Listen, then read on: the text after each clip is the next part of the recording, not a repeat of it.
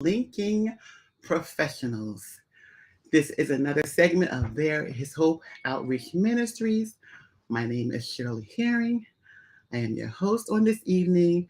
I want to thank all of you for coming and joining in on tonight. We have a very special presenter on tonight, and it is my handsome, handsome, Too kind. You're too kind. handsome nephew, Brandon Sheard. I call him the professor because he is the professor in the family. So I just want to welcome my nephew, Brandon Sheard. Welcome on tonight, Brandon. I'm glad to be here. I've been waiting for this moment. Thank you for inviting me. Yes, it's so good to have you on the platform tonight. And what I'm going to do is I'm going to allow Brandon to introduce himself and give you some background about who Professor Brandon Sheard is. Okay. All right. Thank you for the introduction once again. I thank you for allowing me to be on this platform to share the news about mental health counseling. I intend to give you guys good information about what it is and what it is not, because there's some beliefs out there that are not true to what mental health counseling is. But that jumped into things. Let me start with the introduction. My name is Brandon Sheard. As my aunt said, I'm her nephew. Um, I I have a BA in psychology from Monmouth University. That was my undergrad, and I also did a BA in music performance when I was in Monmouth. This was back in 2012. And then afterwards, I spent some time working in group home industries where I helped take care of individuals with autism. I did that for about close to 6 or 7 years, to where it felt like I always needed to go back to school. I always had that aching thought where I needed to go back to school. I needed to go back to school. So back in 2018, 2019, I went back to obtain my clinical mental health degree, master's degree. Full title is Rehabilitation Counseling Clinical Mental Health Track. And I obtained that back in May 2022 from Rutgers University. And right after that, I got hired. I work now at Bloomfield College. I'm still here. I'm working, doing this presentation from my office space. But it's been quite the journey, and I've dedicated a lot of time of my life and to learn this field and to now share information about what is mental health. And that's been my professional background since I've been a professional, 32 years old. Well, thank you again for coming on Lincoln Professionals. And what we try to do on Lincoln Professionals is link professional people such as my handsome Professor Brandon Sheard with, people who are seeking um, different areas of life. So this is going to be a great topic tonight on mental health counseling. I know I have the right presenter presenting on tonight. And your auntie is very proud of you. And I know that you are going to give us such a good presentation tonight. So what we're going to do now is I'm going to remove myself from screen. And I'm going to, Brandon's going to be on screen. And I'm going to put his PowerPoint on screen. So I'll be working from behind the scenes. So Brandon, I want you to have your way. I want you to take your time. Also, if any of our viewers have any questions, please put them in the chat. And whenever Brandon is ready to receive questions, we'll come back on. Also, if you don't want to put your questions in the chat, you can text me them or you can messenger me them, and I will make sure that he receives your questions. So we are ready to let's talk mental health counseling. Right. I introduce to you again my nephew, Professor Brandon Sheard. I got to get used to that. Thank you for the title. All right, I'll see you guys later. Oh, man. Perfect. Okay. Again, thank you, Auntie, once again for allowing me on this platform. Uh, Brandon Sheard, I'm a mental health program specialist here at Bloomfield College. I spend a lot of the time here at my job sharing information about mental health counseling. It's what I went to school for. So I've studied it and I've practiced it for several years now. And I definitely want to talk about mental health counseling as it pertains to individuals who may have received counseling once before or may have heard about it but don't necessarily know what the process is like. This presentation is going to speak to what mental health counseling is. Then we're going to get into how does mental counseling work, and then all combined in all of this, we're also going to talk about why does mental health counseling work. From my professional experience and also from my educational background, it's a great, really good platform to utilize. It can help a lot of people during their most trying times. Or, another notion about mental health, it's not only just something that you can utilize when things are not going okay. Mental health counseling can also be utilized to push you to higher levels, into higher grounds. And that's something that we're going to talk to about more in depth throughout this presentation. But I want to share light, share the information in a evidence-based way about what mental health counseling is. So we'll get started. Anta, you can go to the next slide, please. Okay. I figured I've heard so many things growing up or, you know, just in interaction with people, um, ideas and myths about what mental health counseling is, or what is mental health, what it is, what it's not.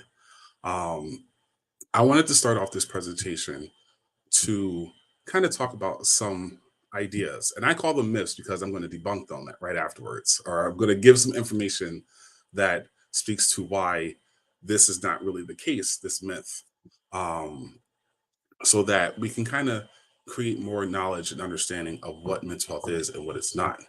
So, one myth that I hear a lot is that mental health counseling is only for crazy people.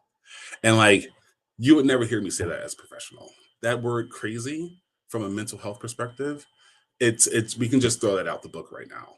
Because when we look at behavior and feelings and emotions, crazy puts things in a category that we feel like we can no longer explain or observe. Mental health counseling has come a long way into identifying the reasons and the ways people behave. That then makes it not crazy. It just is what it is, It's um, you know, I've seen things from self-interest behaviors, right? When within like working with individuals with autism, one way that they can express themselves is to engage in some type of activity or behavior that causes themselves harm. A lot of people will call that crazy. It's not. It's a self-interest behavior, and what we know about it is usually that behavior is being done because they're trying to get the attention of people who supervise them or they live with for attention, or something's wrong. It kind of can be equated back to a behavior that maybe like a child would do, or a baby. The only thing they can do in their time is to cry to get somebody's attention. um, Going into the field of autism, let's say, maybe they can use a behavior that may cause them injury, but it's to then get our attention. It kind of works in the same way, and like we don't identify that as crazy. And I know I'm talking about in context of like people with disabilities, perhaps, but this then also extends to you know regular normal day life. You know, uh, there's different ideas that say like, oh, if you're if you travel too much, oh, you might be crazy because how can you afford that? How can you do that? Well, we can make a plan, we can make a budget. And if it's good for your mental health and also a self-care practice that you do, maybe there's a role that traveling plays, even though you might go, mm, let's say once every quarter, if you will, once every 3 to 4 months. That's something that you've made a plan to do, and you do it because it's beneficial to you. You know, there's certain ideas that people have about what is and what's not. And in a mental health perspective, and we'll get to why this is later, but just throw the word crazy out. Anything that you do, anything that you don't do, it's not crazy. It's just behavior. And it's just the way you feel like this is where you're at right now. So know that if you ever go into counseling, because we're not ever looking at you from a like a illness perspective, if you will. We're just looking to see how it presents for you. Okay, so throw that crazy word out of there. Until you can go to the next slide. Okay. Then another myth that I had where a lot of people have even told me, or like I just heard over some periods of times that just talking and counseling about my problems is not going to solve my problems. And, I give credit to anyone who, wants to face their challenges head on and feel like they are strong enough, because indeed you are strong enough to overcome your challenges personally. And there's a lot of credit for that. There's a lot of uh, strength I give to that. And like that is kudos to you. Um, but I do want to paint the picture that when talking about your problems in a counseling setting, there's a number of reasons why this process works. And mainly, number one is that when you're able to get your ideas and thoughts out, there is a emotional attachment that releases from you when you're talking about the problems that you might have. You know, a lot of times if you're trying to go through a problem by yourself, you can literally work yourself up like constantly having the same type of thoughts that point to no direction. It's like you're stuck a little bit, especially if the problem is deep enough or if you don't have the immediate solution. This is then now when talking about your problems in a clinical mental health setting, you can kind of one let it out, so now it doesn't have so much power over you, like you've expressed it, and like you've got your brain thinking about it, trying to explain what it is that you're going through to somebody else.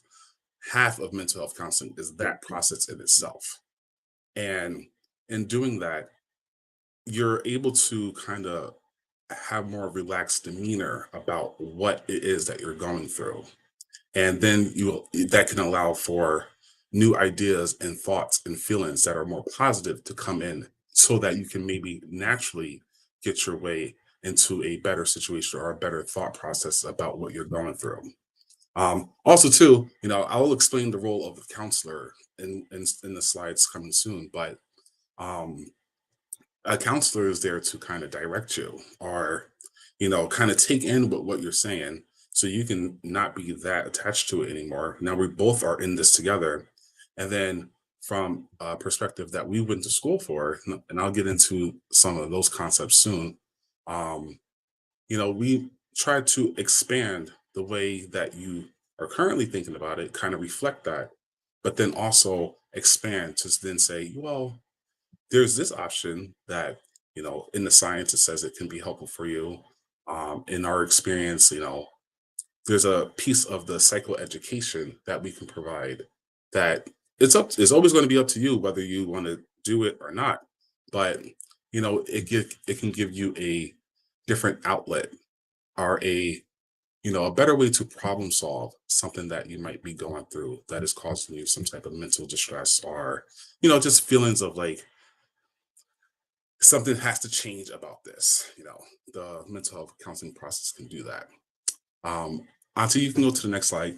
And if at any times you guys have any questions, I can see anything that's going on the chat.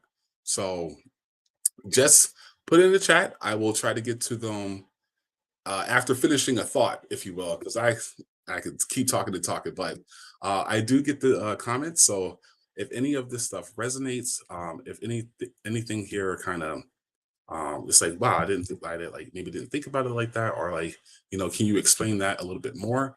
Please just put the message on the chat, or you can text Shirley, and then she will let me know, and then I can address it for you. Okay. Um, one of the another like myths and our barriers, kind of in the same token, that I hear about clinical mental health is that I go to church, pray, and I don't need mental health counseling. And hey, listen, I am not here to do do God. Like God is number one. If that your spiritual practice is yours, and I am in no competition, like not even thinking about being in any type of competition with what God does. Um, that is a personal relationship between you and Him. And, with mental health counseling, if anything, I am here to help alongside with your mental and psychological well-being. It's like a working hand in hand process, not one or the other. I like to use the example a lot where, um, you know, if you have a physical illness, um, for sure, going to church, praying over it can definitely bolster that, or like, there's healing in that. There's, you know, miracles can happen at any time, and I've seen them, which is awesome. It's great. Um, but then also, people do go to doctors and take medication and use doctors to kind of assist the process of the healing of whatever it is that you're going through. I'd like to have you think that like mental health counseling can be in the same way. For sure, I pray, I go to church, and it brings me so many levels of peace and restoration and hope that I can just keep moving forward throughout my days and see the happiness that I'm trying to go to. But also in the same breath, when I personally go to counseling, and when I do that, it's nice to have somebody physically here to talk to that I know is listening and is able to respond to me back in like real life time. It's almost like working together so that the mission is to, let's say, be happier or, um, you know, it could be anything, not drink so much or have feelings of depression. um, I seek God first. There's a lot of healing that comes for that. And in addition, I talk to somebody about it. And then the two of them together, the healing is beautiful. It's fast, it's accelerated. Um, it's working hand in hand and not against one another. So would never want to dissuade you from going to church. But in addition, counseling can be another outlet for the healing or whatever it is that you might be looking for. It's in conjunction. I see some questions here. I'll read them out first. So from Curvin Harry Senior, hello, Uncle. Question is, why do some church leaders feel that they don't need counseling of any kind? We need psych counseling for our mental well-being. Yes, I agree. Um, why do church leaders feel that they don't need counseling of any kind? I mean, it depends on the person. I can't necessarily give a blanket statement that applies for all. Um, Again, like where it comes down to faith and belief in God, God can do all things, and that's period, right? If God says it so, it will be done. And I can imagine that church leaders have been through enough experiences and trials and tribulations that, to then still be a church leader, their hope, faith, belief, and everything that they stand on comes from their relationship with God. And that's that. And hey, absolutely. Um, but you don't have to necessarily just have it be that. You can also go to a place that allows for an additional source, an additional outlet. It makes if only it makes things better. It only enhances the process, and you can. It's like one is good for your spiritual self, and the other is good for your mental and psychological self. And this is just a tangible outlet here on this earth that can do what you are looking for God to do for you, and also receive that here, like face to face or within the five senses, as they say sometimes. I hope that answers your question because I do believe mental health counseling for our well-being is super important, and this is one of the better outlets to get to it. Like this mental health counseling is like the outlet to look into and work towards your mental health. Okay. Auntie, you can go to the next slide. This is true too. So addressing the myths, I had to make some claims about what mental health counseling isn't. But with this slide, we're going to stay on this slide for some time because I want to break down exactly what mental health counseling is. Um, you know, there's some other ideas out there where it's like, I don't go to mental health counseling because like I have friends and family I can talk to, which is great. If you have that relationship with a family member, a friend, significant other, where you feel like that person is able to help keep you going, and you know negative emotions or anything that might be bothering you is alleviated because you've talked to this person, that is great.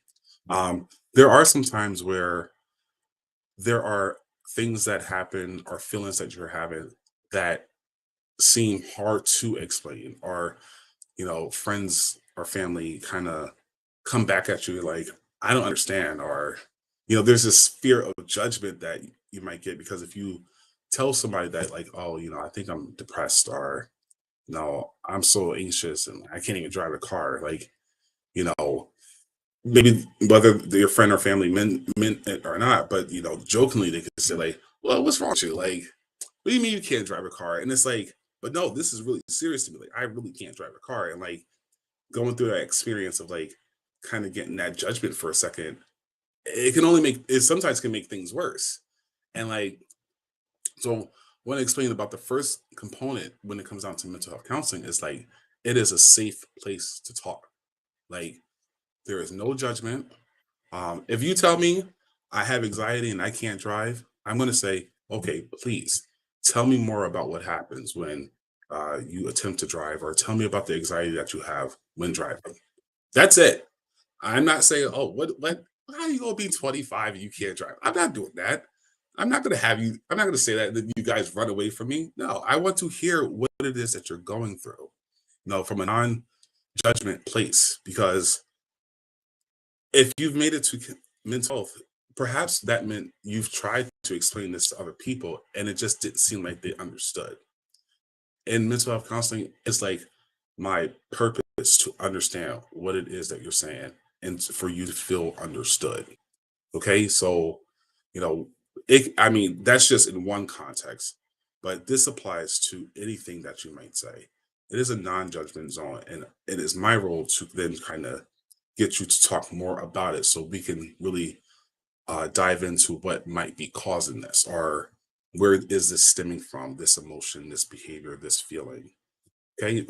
Just try to get to a place of knowledge about it, not a place of judgment about it.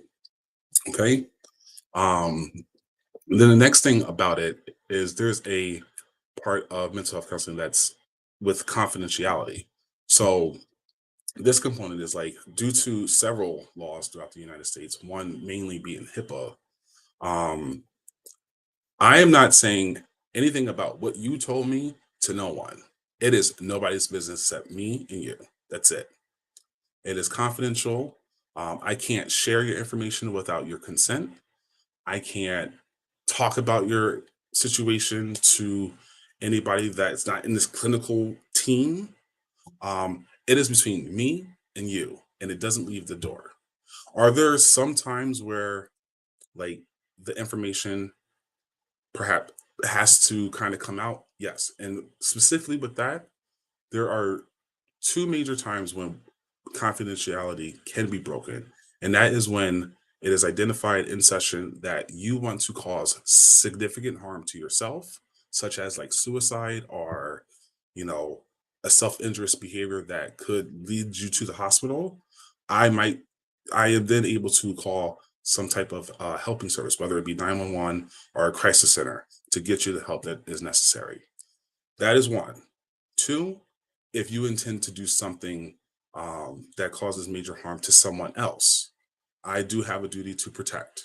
So if we're in counseling and you tell me this elaborate plan of how you might hurt somebody, yeah, you're not. I can't just sit with that, because then that will be on my license, my practice to then, if I don't consult anybody, and I knew about it, and it actually happened, that's going to be a major issue. So those are the two times.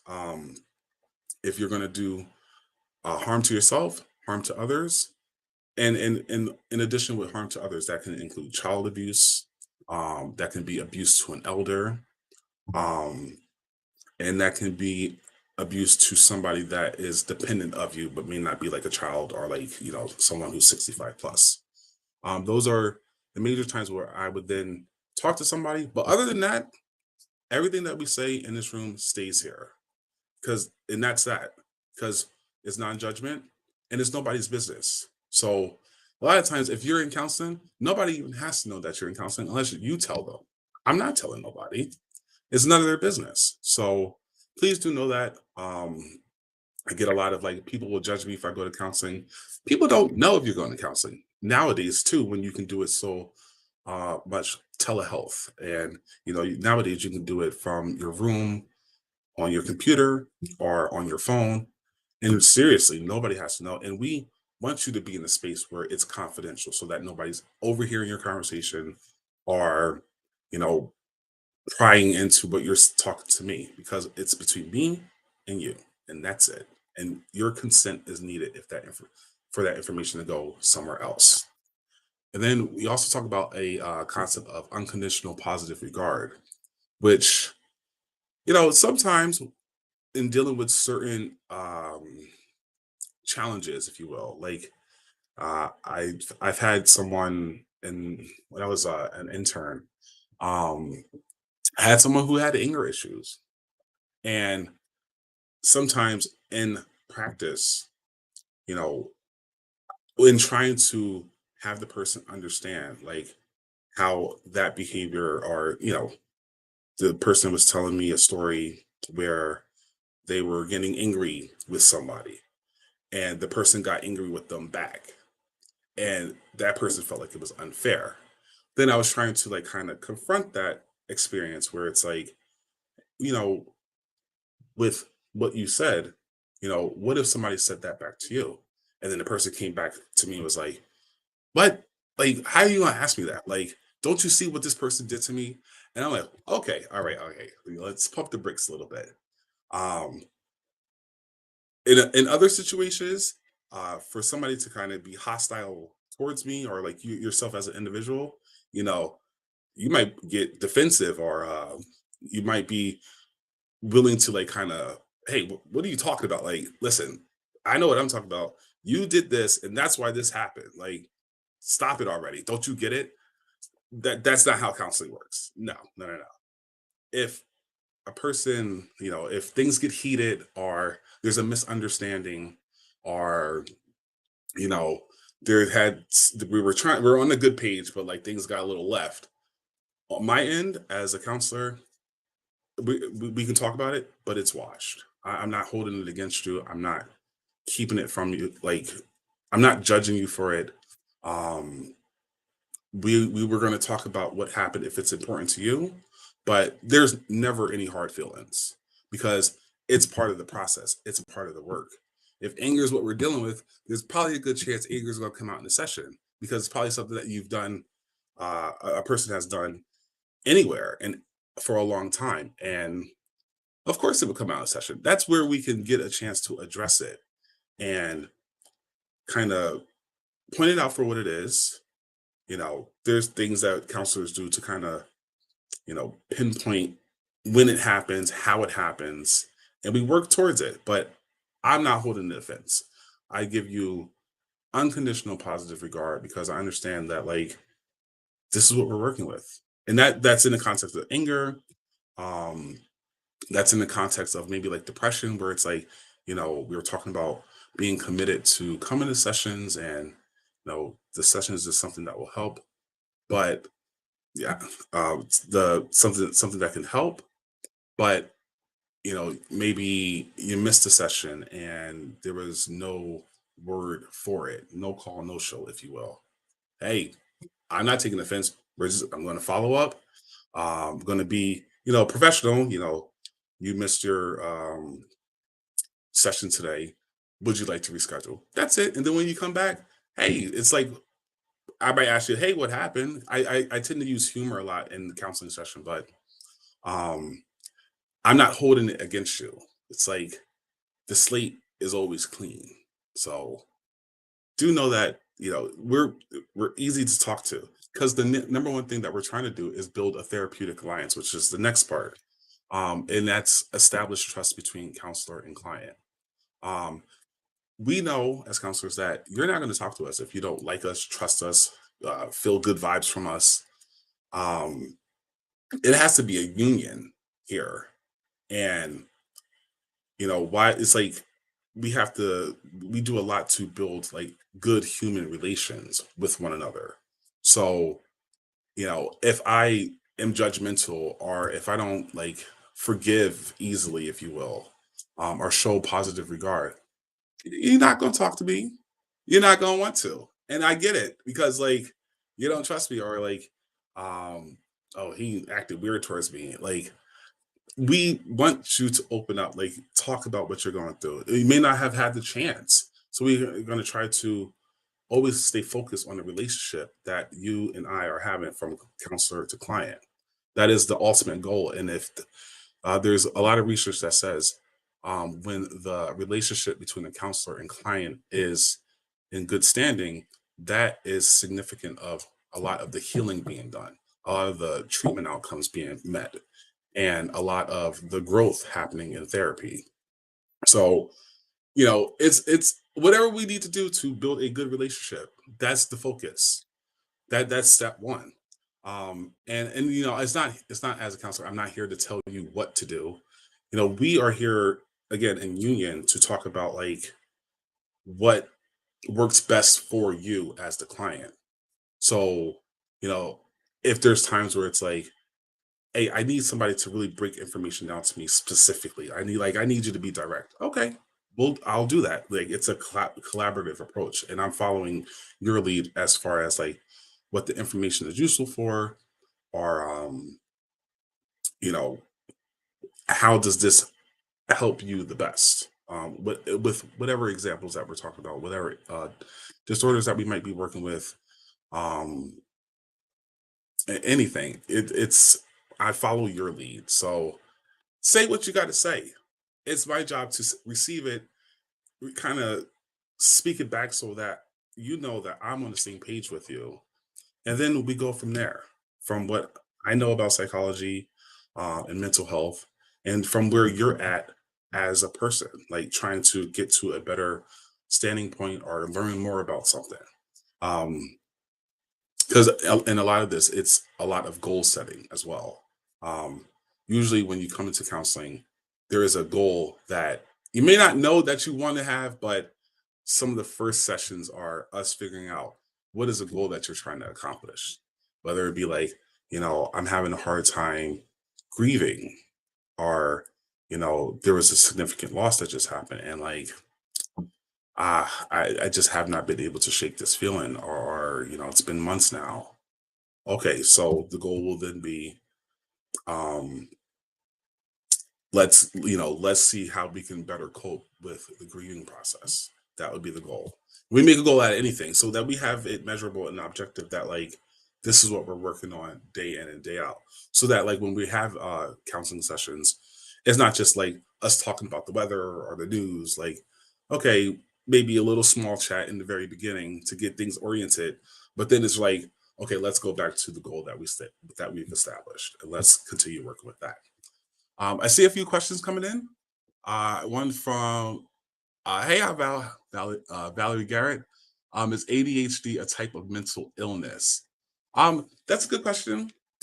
It is in our, so we have a DSM-5 right here. This is our, if you were to ask any doctor if they use a resource to help people like identify what an illness is, or like all the medical terms for like broken bone, or it's this type of infection. They have a book for mental illnesses. We have a book. It's this one right here, and ADHD is indeed in the book. Um, mental illness. Mental illness. It depends on how it's working for the person, because when it comes down to mental illness, it is all uh, it is all based on how much it might impact your daily living. So somebody could be diagnosed with ADHD, but is still able to go to school. Um, they're able to drive, they're able to go to work, um, and do and live life independently, if you will, if they're 18 plus. Um, and the ADHD might only impact them in a sense where when they're learning something, it has to be accommodated and broken down into steps. And that is the function of the ADHD. So mental illness, it could be categorized as one, but how much? There's always levels and tiers to a certain diagnosis. So I hope I answered your question. And then another question from Herring Senior: is there a zero tolerance policy with therapeutic counseling interventions? Does counseling end at the point whereby a therapeutic alliance has not been reached? I'd say this as the client, um, if you after 3 or 4 sessions, if you will, if you feel like it's not going anywhere, um, you're uncomfortable talking to your counselor, um, and the connection is not really there, you at any point can end that counseling with that particular person. Maybe it just wasn't a good match. You know, counselors do have, while a lot of what we do is skill based, there's still different nuances that counselors have based off their personality. And, that personality being something that you're comfortable with talking to, or um, a person that you just like enjoy speaking to, like, and you'll know that by the first or second session. Then if it's not working, you as the client can always cancel. um I will get into that as far as how does a counseling, as far as protecting a counselor protecting himself if a client becomes violent. There's always a 911 button somewhere on our desk. um if things are escalating and I'm getting this internal sense that, like, this client is becoming more unstable and like certain techniques not working, like deep breathing exercises, invitations to do meditation, or other things that can then relieve the nervous system, which is really causing like the fight or flight response. If that's not working, somewhere that I will not tell my client, I have a 911 button so that they can get here as fast as possible. Um, because it is a confidential space, and it might take too long to, like, I may not get the chance to like get out, if you will, to then contact somebody. I might scream and perhaps my director can hear me, or some other people that are in the office can hear me. But in the event that I'm by myself or anything like that, i have I have an call button. It's important to have. It's like mandatory. um yeah, okay, good. uh, so then the other components is effective communication. Um, so that's like a place for you to talk and be heard. Kind of explain that again. Place for you to be understood. Again, non-judgment. It is you're free to say whatever you like.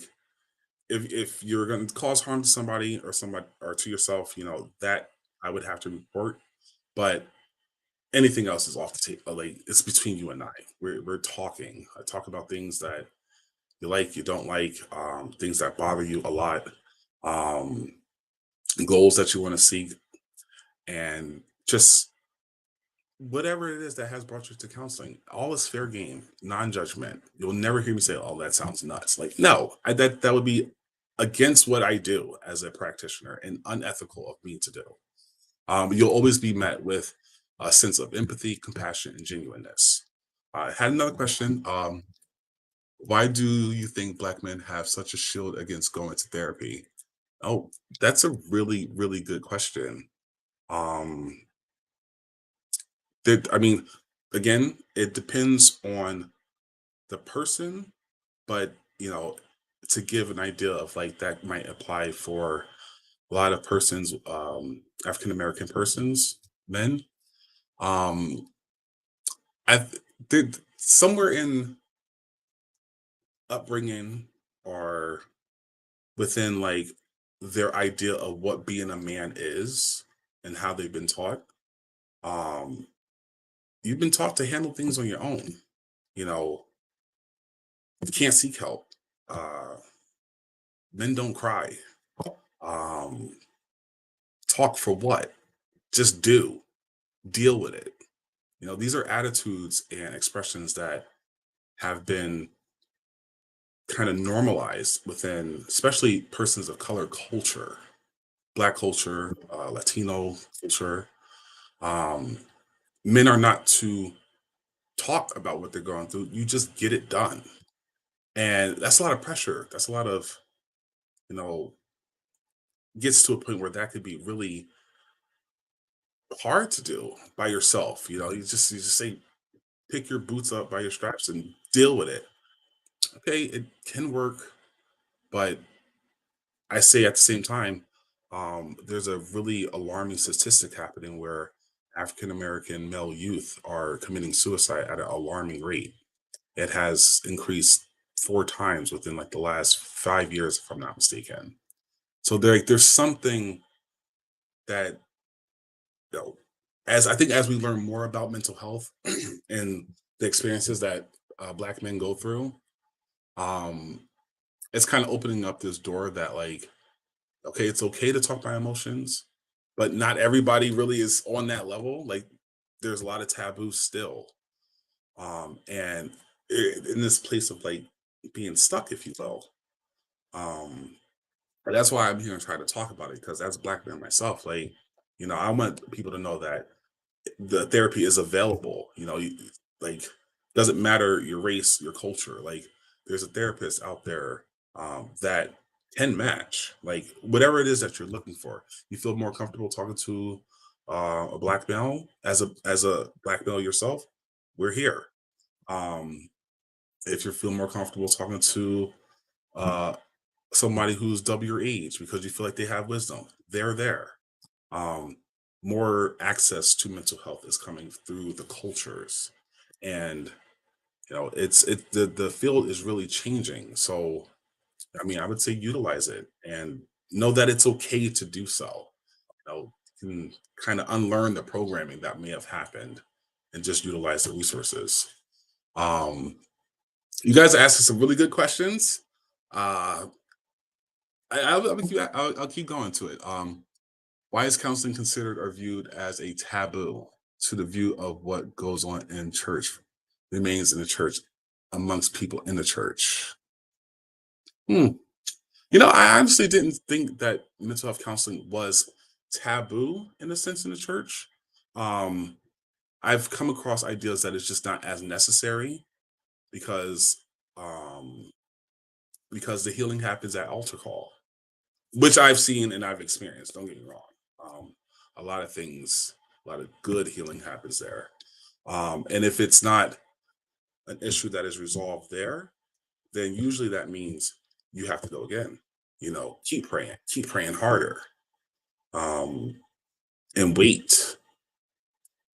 It's real experiences that you have to go through, and that the suggestion of mental health counseling is just really never offered. A lot of times it's like, go back to church, go to church more. And again, going back to the myth that was said earlier, it's not one or the other, but mental health counseling is a outlet that can then help you to get through certain challenges that you might be facing. My suggestion is go to both. What's stopping you from going to both? Uh, th- they're both outlets for to make sure that your psychological well-being is good and your emotional well-being is good, and the way you're thinking about things are good, and the way you respond to things are good. That's what mental health counseling is all about. And to go back to just finish this slide off, um, there's interventions that we have, like the field of psychology has researched, done studies on, done like um, what do you call it?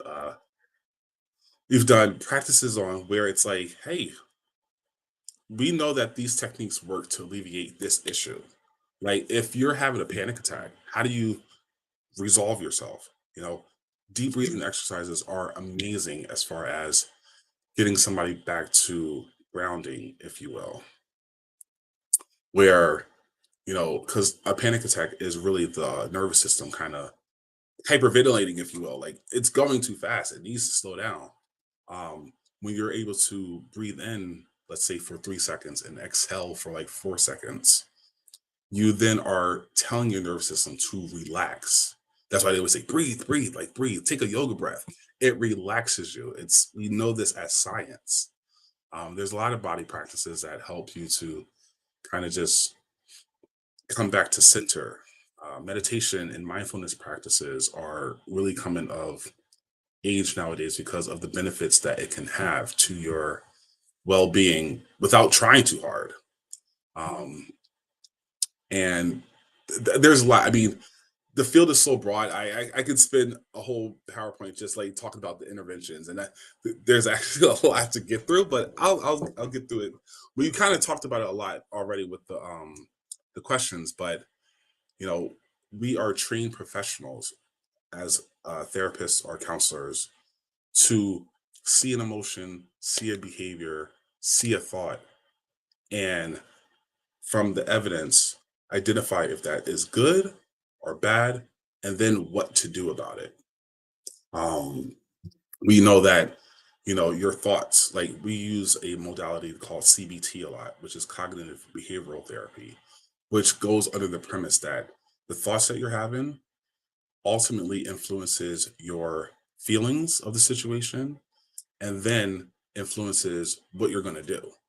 So if you're angry about, like, you have an angry thoughts like I can't stand this person, I can't stand this person, or that's like the general thought that you're having, like this person gets on my nerves, then we can that then will influence that the feeling of like, all right, I don't like this person. This person, I get angry around this person. This person doesn't make me feel good.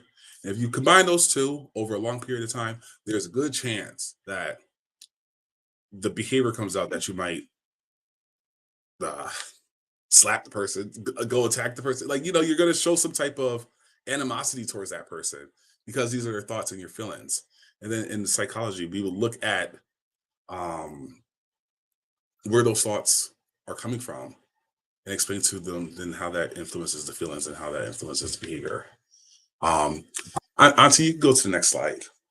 It's a couple more things I'll talk about, and then I might have to do a part two, y'all. It was only going to plan to do this for an hour, but it's a lot of stuff. I talked a lot about the counselor's role. I'll just say it briefly to provide a safe and comfortable talking environment.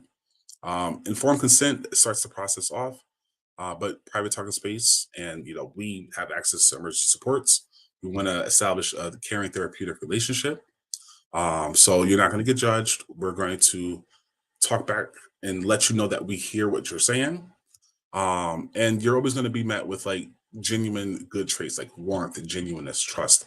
A lot of counselors, their personality matches the skill set that is needed to be a counselor, but um, it's as much as their personality as is as much as like a skill that is like you need to present like this to then be a good counselor. It's something that we learned in school.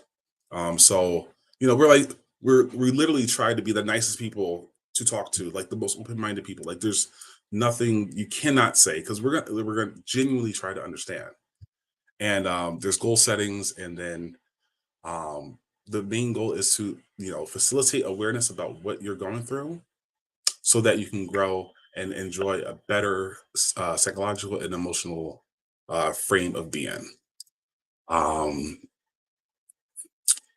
okay, we got a couple more questions from Reverend Jackie Carr Hamilton. Hey, Rev.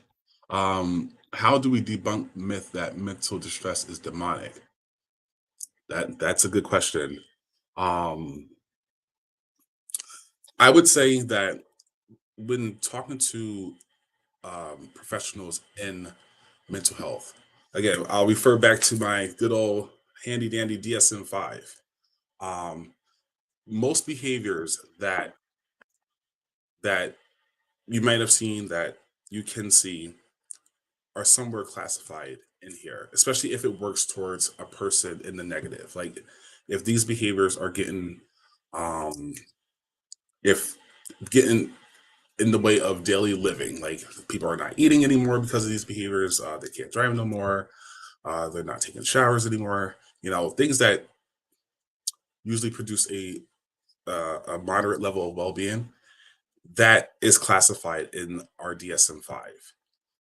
And we know the patterns in which it works. So we can then now classify it as such. So um, like there's a lot of I've heard I've heard contexts of depression being demonic behavior, like the amount of lethargy and the I don't care, leave me alone. It could feel like, oh, a spirit is over that person, a demonic spirit.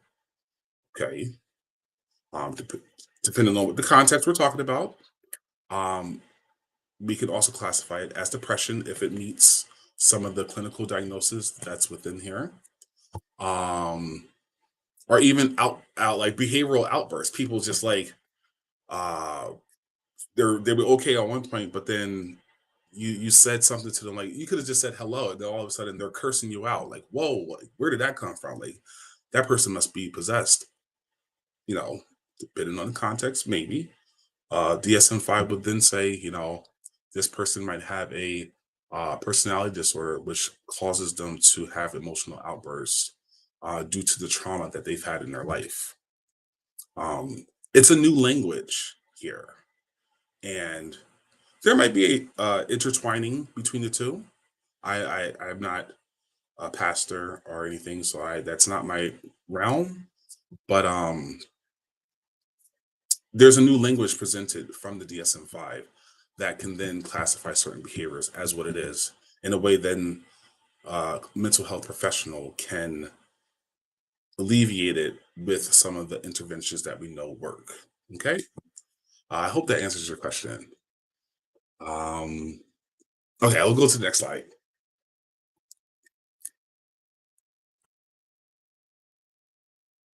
Okay, I'm going to touch on briefly about like why seek counseling. Um,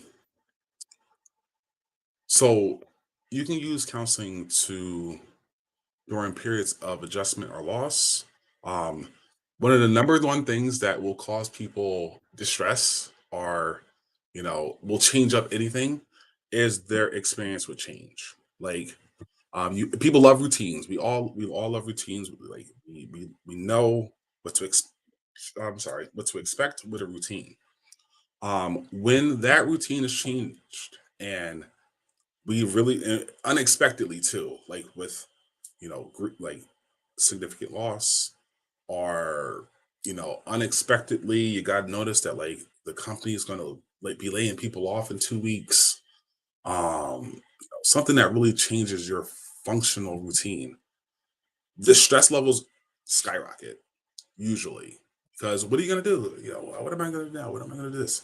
um that's a good time to talk to seek counseling so you can process what's going on and talk to somebody who um first can hear you, and then and make sure that you're not so emotionally attached, or at least try to work through that, and then um give you options, to provide psychoeducation about what you're going through, and maybe try to reframe the thought of like, oh my God, my life is over, I just got fired from a job. See if we can try to address that thought and reframe it to where it's like, okay, um while you may have lost your job now, you know there are other opportunities similar to what you had, and person can really internalize that and believe that their emotional distress can be alleviated quite quickly. But it's just a moment of trying to get to a point of talking about it. Which then, something like that can manage distressing symptoms, emotions, or behaviors. Um, if there's any counseling is really important and helpful if you witness or experience a traumatic event. Um, I mean, like car accidents, if you've experienced one or seen one, and like if you were a driver, you got into a car accident, and you have some anxiety driving again, and like every so often, like, you can have like a flashback, if you will, in your mind about the day that the car accident happened. That counseling is good for that. That flashbacks, emotional flashbacks of that day. If it takes over yourself, your sense of self, like, if you have a flashback and like for 15 minutes, you have to just like, you know, be away.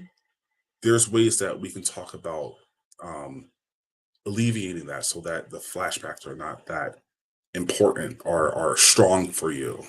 Maybe there's a emotional sense of this that needs to come out in therapy. Um, and that applies for a lot of other things. I mean, gun violence for sure, um, domestic abuse, domestic violence.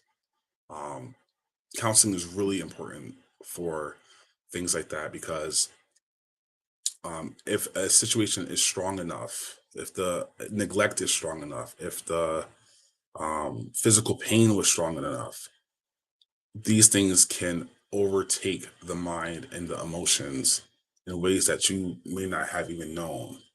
And, you know, you might feel yourself not being able to give as much as you can because you're like stuck dealing with something that may have happened to you.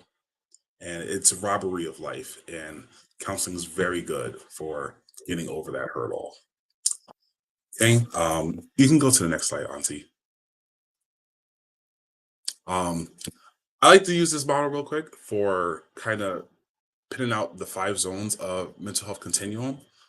This kind of explains like the emotional side. Yes, yes, just like grief. Counseling is very good for that because grief is a significant change. Sorry, responding to a comment. Um, and it can take over. And, you know, sometimes, there's like a common phrase of like time heals all. Okay, with enough time, yes. Um, but heal in which way? Is it like a functional way? Is it, a way that you're better now from where you were, or like you're coping now, but things are just never the same? We don't have to be just in that state of like, you know, I'm doing better, but like, I just never found my happiness again. Now we can talk about that. That's what counseling is for. Um, Maybe we need to process some more of that emotion to make sure or figure out a way to kind of build a pleasurable memory or momentum of the person that you may have lost that helps you to feel better more often throughout the day. And you just maybe didn't know that was something that worked.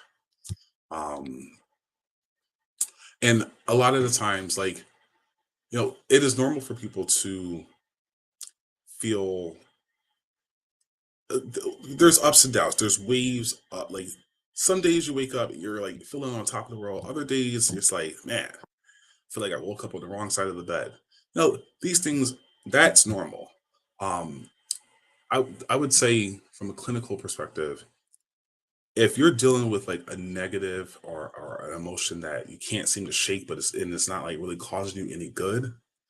If you've been dealing with something like that for at least 30 days, like straight, that might be indicative of like it turning into maybe something to look into for mental health. And that's why I like to use this model because um, it kind of gives a framework of what these set of feelings are and where it is on our evidence-based model. And surprisingly enough, a lot of people fall into like the surviving category where, kind of just living through life. And I mean, things are okay. I like, you know, I'm not necessarily happy, but I am able to move. And that could just be their quality of life at that point. But uses of counseling, you're able to then more consistently get to periods of where you might be in a thriving situation or excelling mental health context. Because the things that might be bothering you down, you had a chance to just talk about it. and get some helpful advice, not even advice, because counseling is not advice, it's guidance, it's direction, it's did you think about it this way, or and a lot of it still is like if you get it out, thing you build new space for better ideas to kind of come to you as you alleviate old things. But just kind of take a look at this, and if anything here in the in crisis moment or the struggling moment, if that has been a pervasive feeling for more than 30 days, reach out to counseling. um so you can go to the next slide.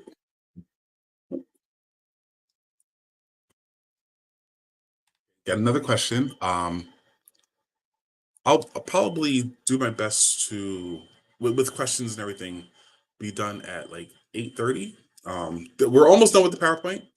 And then I'm loving the questions, so please keep firing them away. Well, it can be on until about 8:30, and then um, and hopefully, if you guys enjoy this enough, we can have another segment of mental health. But let's get to this question where when does harboring and demonstrating great insecurities become dangerous, thus negatively affecting leadership qualities when guiding others while in that role?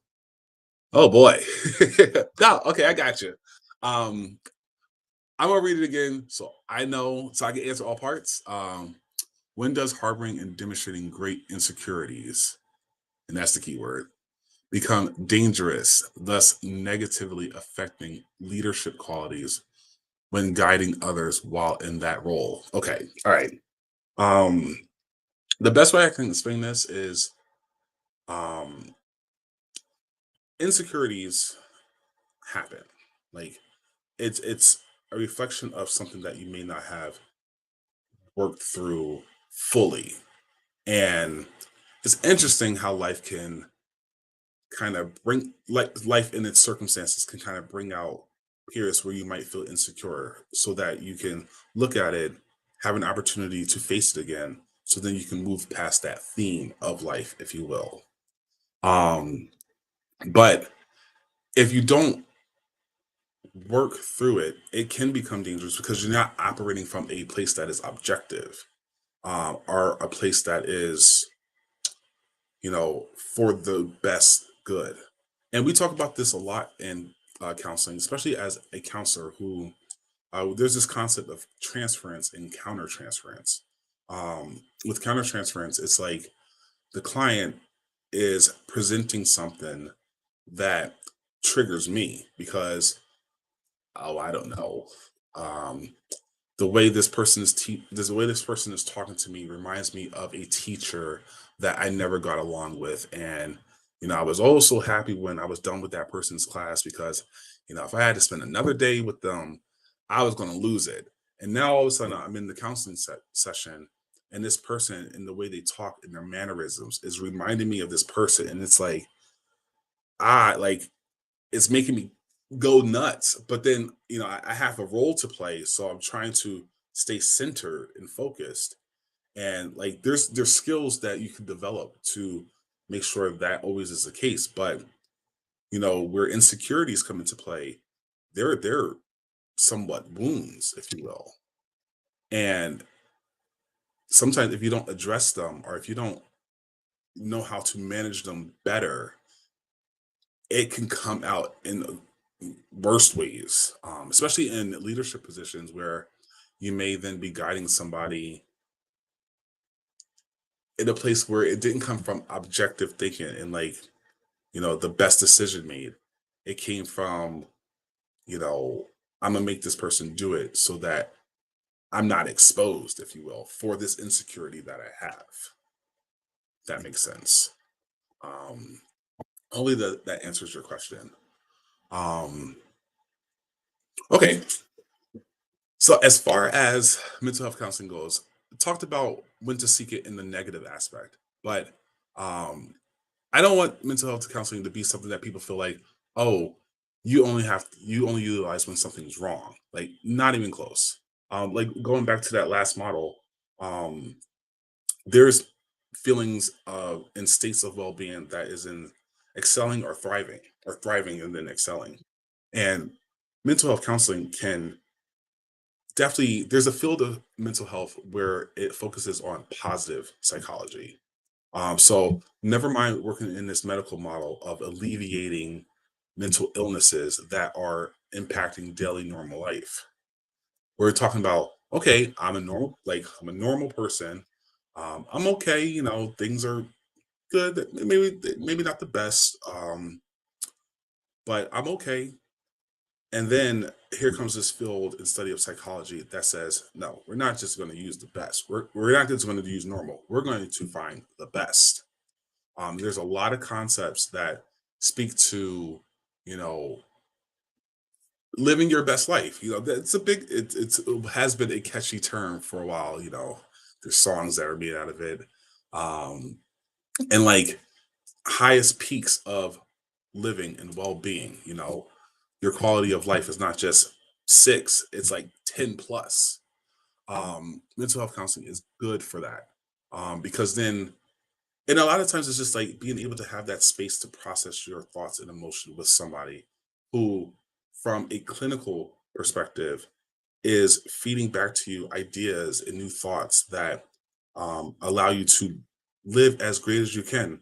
Like a lot of times in my experience here at Bloomfield, we preach about the concept of self care, which is a new philosophy. Well, it's not really new, but it is a philosophy where you specifically make time to do things for yourself that's going to enhance your quality of life. And you pick the activity, it don't matter. But we're here to tell you that it's important to do, because if you just spend all your time, you know, maybe being responsible or not having fun, just go to work and then you handle other responsibilities, and that's day in, day out, day in, day out, day in, day out. Yes, you might be productive, you might be accomplishing a lot, but when that part of burnout happens and you collapse, I would be like, well, what's your self-care plan? Do you have one? Are there activities that you do that help you to manage all the responsibilities of life? Do you take care of yourself? You need to celebrate you. You need to allow yourself to be important. You probably spend so much time helping others and being there for others and making sure everybody else good. When, if ever, do you take the time to make sure you're good? It's not selfish. It's something that is important to do, and any mental health professional will encourage you to do just that, because there's the saying that you can't pour from an empty cup. You're right. And you know sometimes we have others in our lives that can help us, but for sure there is a world of life and understanding where we can talk about how you can take care of yourself in a healthy psychological way, where no, you just feel like you're good all by yourself. Like you're good, and when you meet somebody, you're not bringing any like baggage to the table. um you're not in a place of like darkness, because you take care of yourself. You complete yourself into as a person, and then in a better headspace, and you can live life more effectively and efficiently. Self-care is, we'll probably do a segment on self-care alone because it's super important.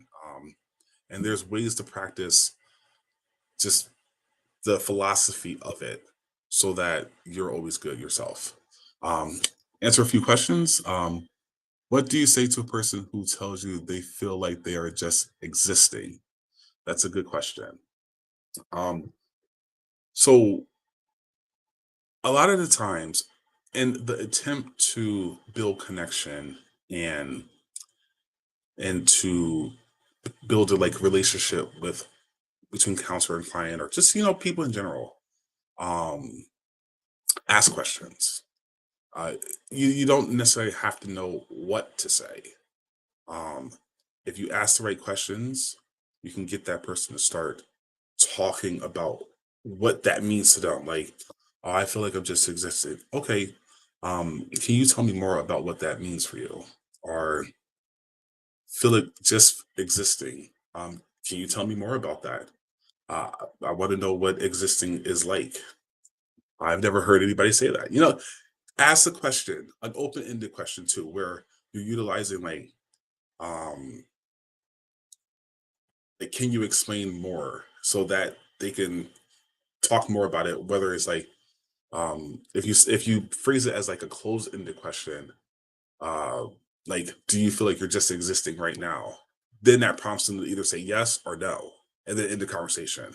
And that's not you were not necessarily going to get anywhere. But if you are to ask like follow-up questions um, that are open, they get to talk. And in that talking process, you're doing really good work. I promise you that. Like getting them to talk about, I promise you that.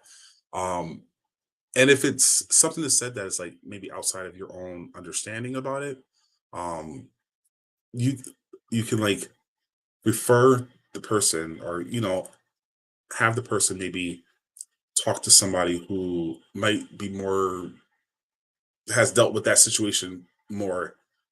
They could be more equipped to deal with it or to like handle it, work with it. um that would be my number one thing to do. And then as they're talking, if you can't like think of a question right then and there, you can always ask them, like, just kind of like, so that they understand that what they said. You can kind of like paraphrase what they said back. So it's like, just existing feels like, I'm just here. Like, I don't, I'm just here. Like, days are okay. Like, nothing's really making me happy. Nothing's really making me sad, but I'm just here. So then you would say, if you're thinking of a question now, okay, so sounds like, for you, existing means that like you're here. You could kind of phrase it in a positive way where like, okay, so maybe you're just chilling right now. You know, things are just as it is, not too good, not too bad, but you're here. Like, um, what's another way that you can tell me that you're just existing? Like, come up with a lot of different questions, but get them to talk. Um, okay. Glad I answered your question. Uh, cool. I'm glad I answered your question. All right. Next slide. Okay. We were talking about self-care, and I wanted to show this model very quickly because these are the components of living and well-being. All right, and this is what I'm talking about when it comes down to interventions and clinical practices. Um, there's a lot of research that I went into that talks about like what is what is human experience, what is quality of life, um, what makes things great, and maybe certain things just normal or somewhere in between. I like to use this model a lot, the 8 dimensions of wellness, to kind of pinpoint the map as far as the human experience as it pertains to these things. Like this dimension encompasses almost everything that you can do here as a human on this earth, right?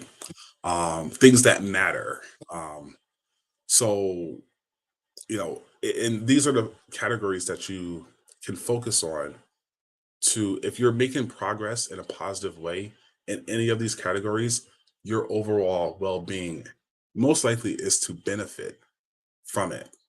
There's 8 of them, so you have a life mission. But even on the flip side, where if you're looking to see why a person may not be feeling so good, or um, there might be a mental illness, there's a good chance that one of these, if not more of these categories, are impacted, that then is causing their emotional or psychological distress, if you will. Um, and to prove the point, on this map comes financial. I don't know about y'all. I mean, like a couple days before payday for me, I'm not feeling too hot. Like, blah, blah, blah, whatever. But let payday come. I'm on top of the world again because your money is important. And it just that's how it works. Good financial standing, well-being, good credit, a good savings account. There's certain markers that you want to hit so that you can like kind of feel good about yourself. Financial is definitely part of it. Social is like, the type of friends that you have in your life, friends, family, acquaintances. Are they positive people? Do they work for you? Do you trust them? Can you build connections with them? Or are they people that you feel drained, or you feel like they're toxic, or they just you don't leave feeling good talking to certain individuals? Like, that's important as far as wellness and your subjective well-being goes. Um, it's part of the process. And then with spiritual, um, that could be another topic too, because spiritual and mental health doesn't necessarily always refer back to religion. It can, for sure.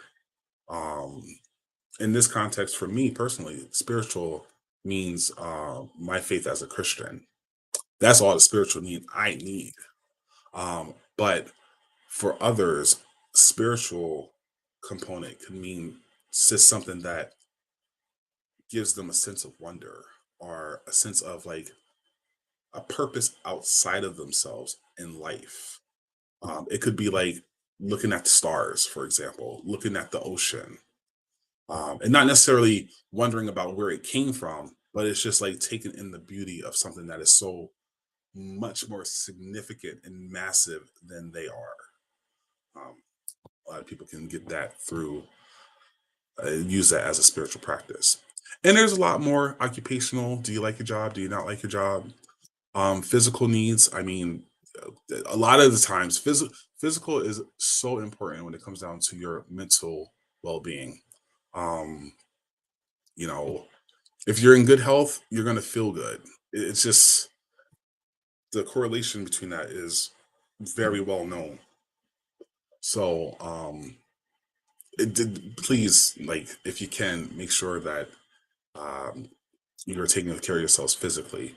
Um, And the next we have intellectual, environmental, and emotional, which we've kind of got into already in the presentation. But remember this, because this kind of gives you the roadmap to whether it be good well-being or negative well-being. Somewhere in there, in this model, something will be impacted, and that will give you an idea of where you can focus on next. Okay. Auntie, you can go to the next slide. And one of the last slides I just wanted to talk about before ending this is, if mental health counseling is something that is you're like interested in, you never knew how to get access to it, um, something that you might want to look into. These are three major ways to then get into mental health counseling. Um, if you have access to internet and our computer, you can go on psychologytoday.com. And one of their main links and tabs is to help you to find a therapist or a counselor that is in your area. Most uh, clinicians and practices can be found on Psychology Today. And then the website in itself can let you know what type of insurance they take, or, what the price of a session typically is. Um, if you have insurance, like it's like probably one of the quicker ways to figure out and to identify a counselor for you. And there's a lot of different options you can have. Secondly, you can every health insurance plan has either like a portal that you can log into, or a website that you can go to, or you can even call them. They can definitely help you to identify therapists or counselors who are in your plan, and then they can connect you to a resource that's nearby to you. And then for those who, if you don't have insurance, that's okay, because then some places work off of sliding payment scales, so they'll offer and do therapy with you, um, based off the income that you make, so that it's not like super um, expensive for you. And a lot of these places are under like a federally qualified health centers. In most communities, you have at least one qualified health center who nowadays typically provide behavioral health supports. So, especially if the issue is with like substance abuse, or a life-threatening mental illness, you can definitely utilize that, and they'll either make it for like almost free, or they'll base it off of your income. Okay. So if you're interested, those are like three major ways that I use with the students here to like help them get connected to mental health supports if our department, like during the summertime when we're not here and whatnot. Okay, you can go to the last slide. Also, too, there are a lot of national hotlines that you can utilize if you don't have time to look and there's an emergency that's happening right now. 988 has basically become for mental health the new 911. Um, so if there's a crisis happening or whatnot, you can call that number and you can talk to somebody live 24/7 all throughout the state or the country of the United States. You call them. If you prefer texting, then you can text GO to 741-741. Same available crisis hotline, but through text messaging platform instead. And then for people who live in New Jersey, there's the New Jersey Hope Line, which is provided here. It's just you'll probably get quicker access to services because it's taking in people from the state of New Jersey. And then if it's a substance abuse issue, addictions, which that's a whole nother topic in itself, you can go to New Jersey Gov/Student Services/Reach New Jersey. You probably have been seeing a lot of signs lately. Um, the New Jersey state has been really pushing and advocating for this service in almost all counties and areas in New Jersey. And that is like one of the new hotlines for substance abuse related issues. And you can go to the last slide, which is me saying thank you for you guys for having me on tonight. Um, it's a mental health is a lot of information and it's a lot to cover. At least like the general orientation to it. Um, if we are to continue, I'll start talking about specific topics, whether it be self-care, whether it be about like substance abuse, learning disabilities, depression, anxiety. I can spend hours talking about one thing in particular. Um, but if any of that is something that you would like to see, just contact Shirley and she'll set it up. Um, I can always come back, and I know a lot of good people who can share the information about something specific pertaining to mental health. Um, I see some questions, so I will address them in the last 7 minutes that we have. If there's any more questions, please just put it in the chat, and I'll get to them. But again, thank you guys for having me. And let's see here. Let's see here. I don't even know if that was a question. How cool was that a question? Oh, wait, okay. Are we protecting our own ego when we refuse to confront conflicts with or amongst those who are leading? This is case by case. Is it a possibility? Absolutely. Absolutely. Um, it's case by case. I mean, you could be protecting your own ego. You could feel like that is just not the appropriate way to handle a conflict and it needs to be addressed differently.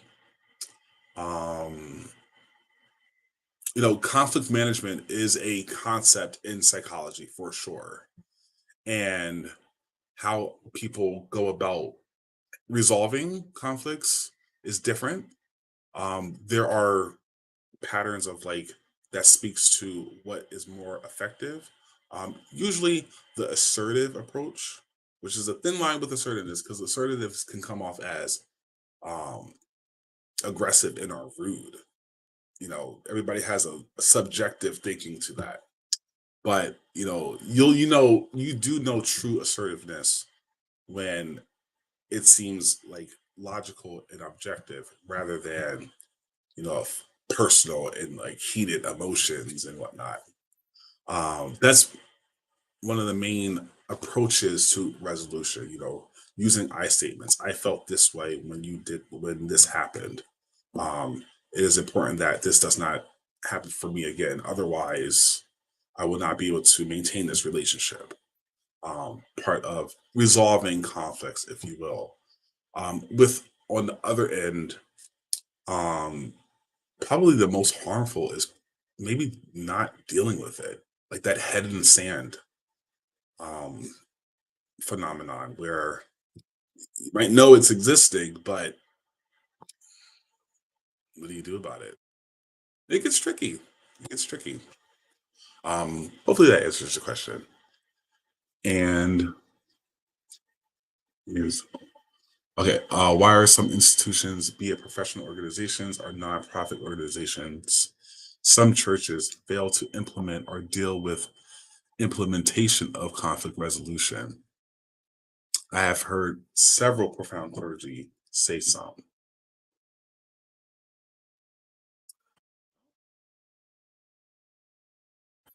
Especially when it comes down to churches, um, if I could be completely honest, um,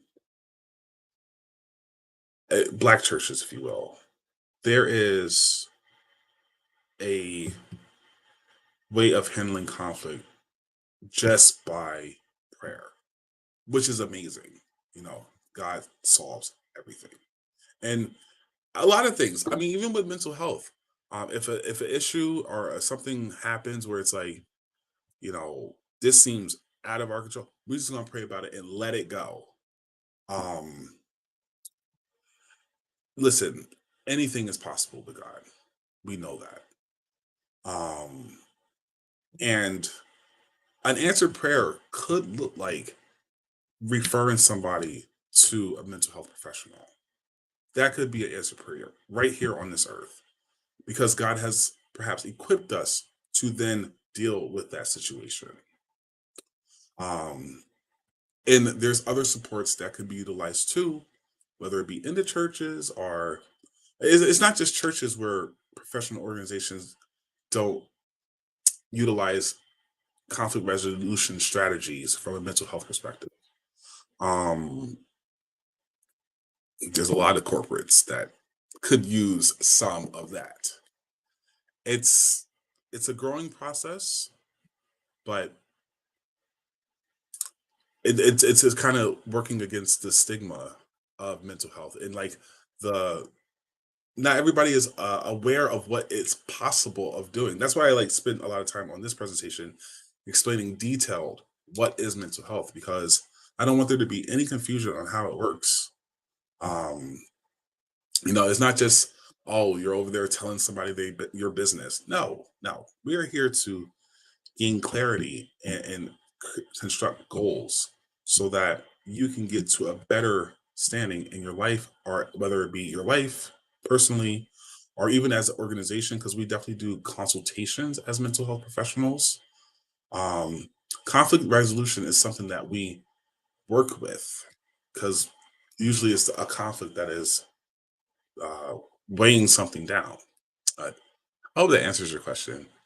um, If there's any more, please take the opportunity now to ask. But if not, again, I thank you guys so much for having me. I hope you guys were able to learn a lot.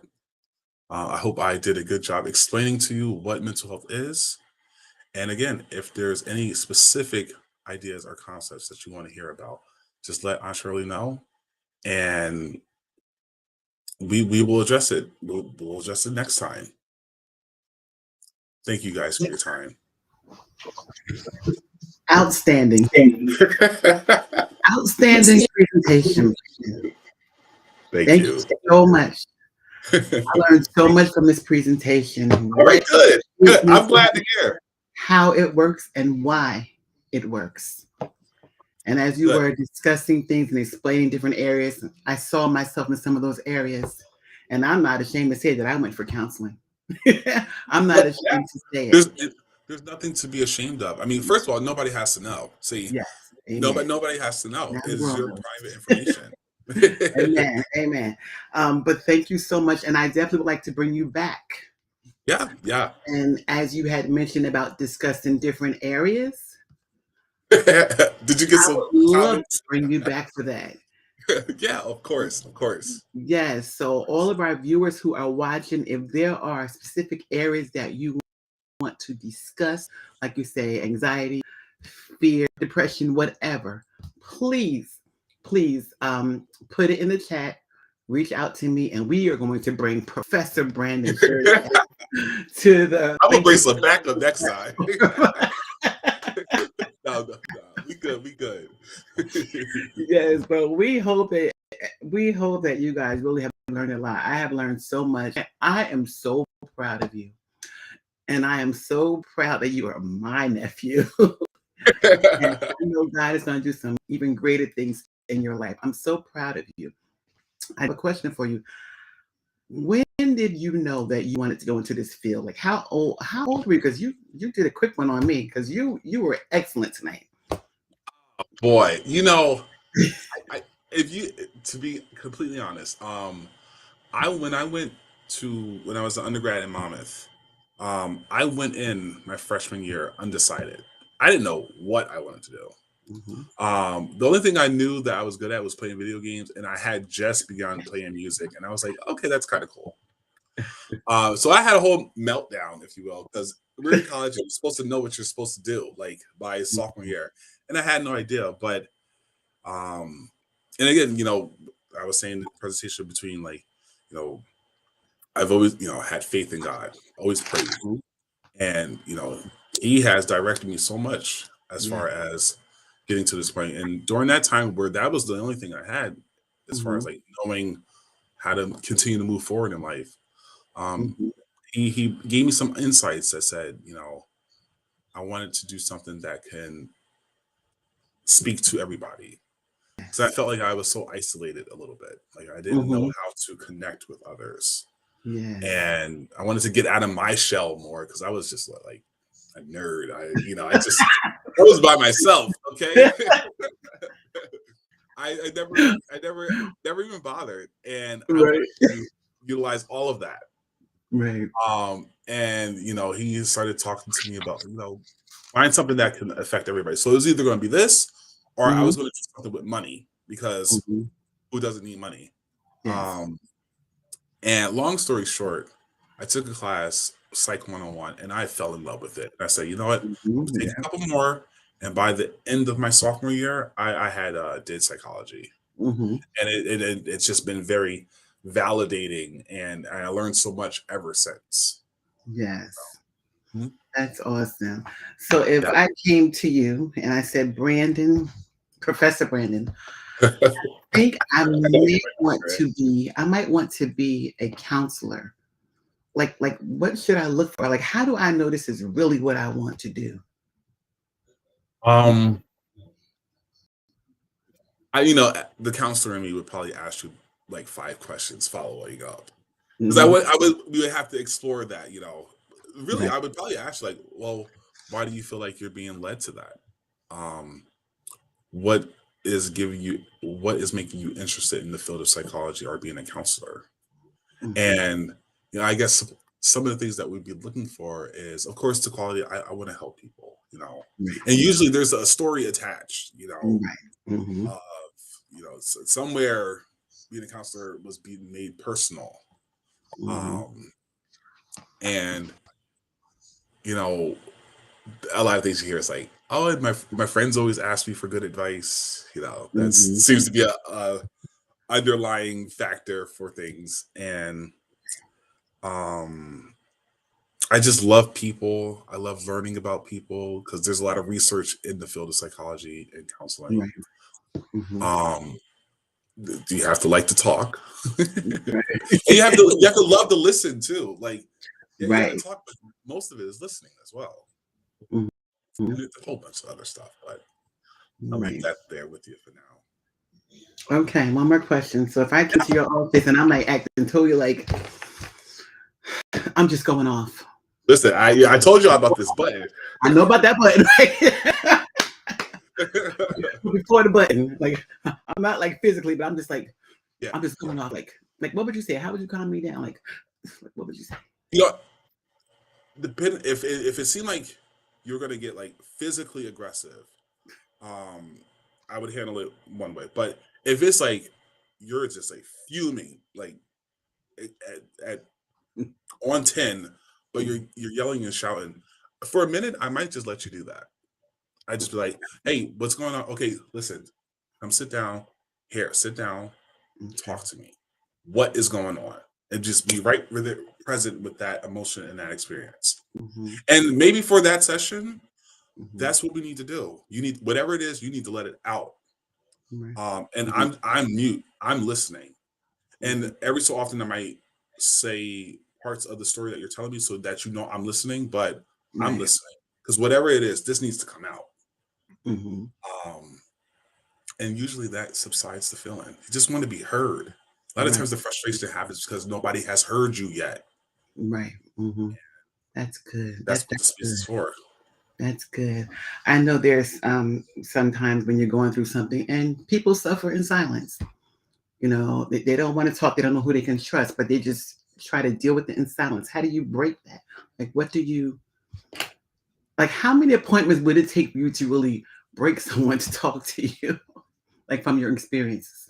I feel like depending on how a person got to counseling, Mm-hmm. um, if it's voluntarily, it may not take so long because there's a part of them that they feel like they want to kind of see what this is about. So,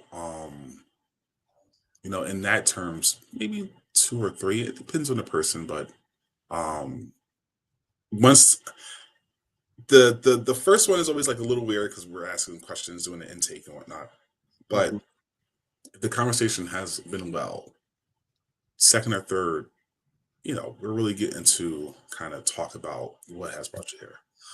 If it's involuntarily, like DUIs, sometimes you have to go to counseling if you get one. Mm-hmm. Um, and domestic violence, and to like avoid bigger charges, you had to go to counseling. Mm-hmm. That could take more time because there's this attitude towards being here already that is ticking them off. Mm-hmm. And, you know, we talk about stages of changes quite a bit. Another one of the evidence-based practices. Um, for those who are coming to counseling involuntarily, they're usually in the stage of pre-contemplation, which is like they are not willing to look at why they're here in the first place. You Right. know, Mm-hmm. it's the system. I wasn't even that drunk. What are you even talking about? Like, I don't need to be here. This ain't gonna help. Like, the behavior that got him here is not something that they're willing to look at yet. So we have to sit right there and kind of like slowly Mm-hmm. Mm-hmm. build the trust Yes. and like kind of gently pinpoint the behavior that may not be working so well for them in their lives. Right. Okay. That's good. Unconditional positive regard, though. It Right. it's we work with it. We work with it. Mhm. That's good. I Yeah, have one more for you. One more for you. yeah. Of course, of course. I love them. I The love the questions. scenario. I like doing Yeah. Oh Lord, scenarios. scenarios. What you got? Scenarios. You got Okay. Now we first. know that a lot of people have been taking their lives. Young people. I mean, people in general have been taking their lives. You were in that room with that person. You see the setup. You see what's getting ready to happen. How would you? What would be the first thing that you would say to that person to try to turn them? Yeah, so like I'm with somebody who is really close to attempting suicide. They're they're on a ledge. They're getting ready to jump. Put it that way. Okay. So then working in like dire crisis situations, you want to approach them, address them, like sincerely, like, hey, um, hey, what's going on? What's going on? Why are you doing this? What is this? What is that? Um, what they're probably honing in on their plan that they have now to commit, or I think the language now is to die by suicide. They're tunnel visioning in on this, so you have to be present enough to get them to start like get out of that mode and respond to you and your questions, Mm, um, and then saying back to them like, you know, what's going on? Uh, how how are you feeling right now? Like what like just trying to gather a lot of information about what's going on right then and there. Mhm. Um, and they'll tell you, but that's not to say that they would change their mind. Right. Um, then next we have to look into or try to figure out quickly the person's protective factors, which are things that will help motivate them to not die by suicide. Mhm. Um, you know, do you have any family? Do you have anybody in your life that genuinely loves you? Name me your best friend. What would Mhm. your best friend say right if they saw you like this right now? Mhm. You know, honestly, as a protective factor, I've heard a lot of people say they would never even consider it because of their faith.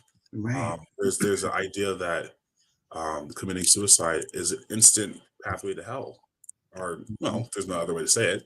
Right. Mhm. So I'd probably use that last because there's a lot of imagery there, but Right. um, we're looking at the protective factors, the reasons why they won't do it. Mhm. We're trying to remind them very quickly in this dire moment of the people that love them, the people that want to see them prosper, the supports that can be available, Mhm. and get them away from the thing that they've planned to use to Right. exit this world. Right. Right. Is there any stats on like people who are planning to commit suicide? Like, when are they planning? Like, is there any stats on when are they So like stats are like you want to talk about or warning signs or signs as well? But like, do they plan like I'm going to do this in 6 months or like? I'd say this: the process usually happens.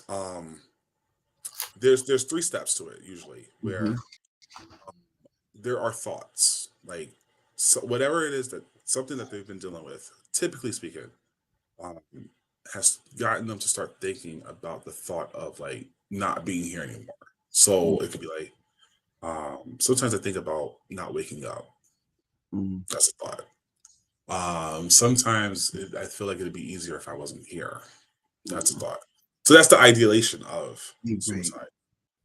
Leading next to see if somebody was to say that to me as a clinician, I would then be like, Mhm. okay, I hear what you're saying. Um, Mhm. did you ever have you ever thought, sorry, I have to get my words right. Have you Mhm. thought about how this could happen? Because I'm trying to see if they have a plan. Mhm. Usually 9 times out of 10, the person who is um, thinking about committing suicide, they have a plan about how they would do it. And by Mhm. the time, if they could answer that question, I am, I am, um, I have to then reach out to emergency medical services Mhm. because that's enough evidence for me to know that they really might intend on this. The last part is to ask, like, you have a plan. Would you ever go? Would you ever go through this process? Would you ever? Do you Mhm. intend to do your plan? If they say yes, I'm calling 911. You know, Okay. Right. Mhm. um, Wow. That's good. reporting it to local. I mean, they could run out the room at that point, but I'm Mhm. reporting it because if you have a plan, you're getting in the real yellow zone. If you intend on that plan, no, that means you might do it. Yes. Mhm. Wow. That's good. That's good. Well, we are going to end this live, but again, Professor Sherd, thank you so much for coming on Lincoln Thank you Professionals. for having me.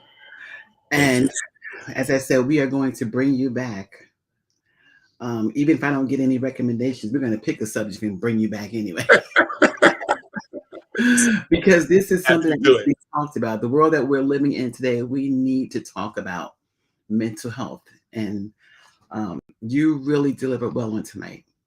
I'm just really proud of you. Thank God for the opportunity and for Yes, Him using me to bring out this information because yes. He definitely has gotten me here. Amen. And thank everyone for joining on tonight. As I said, please share this live. This is something that just needs to be shared because everybody goes through something at a time in their life. And even if it's not for you at this time, it might be for someone that you know. So please share this live and let's just spread the love amongst everyone. Again, thank you to our viewers. Thank you to our awesome presenter. As I always say, I love you all, but God loves you best. Also, continue to follow our channel. Follow our YouTube channel. There is Hope Outreach Ministries. Also, follow our Facebook channel. We are going to be having so many segments on different subjects just to bring people hope, just to get people through the next day. That is what we are about. So we want you to follow us. We want to share. Just want to share hope with you and love. So until next time, everybody, be encouraged, be blessed, and everyone have a good night. Say goodbye.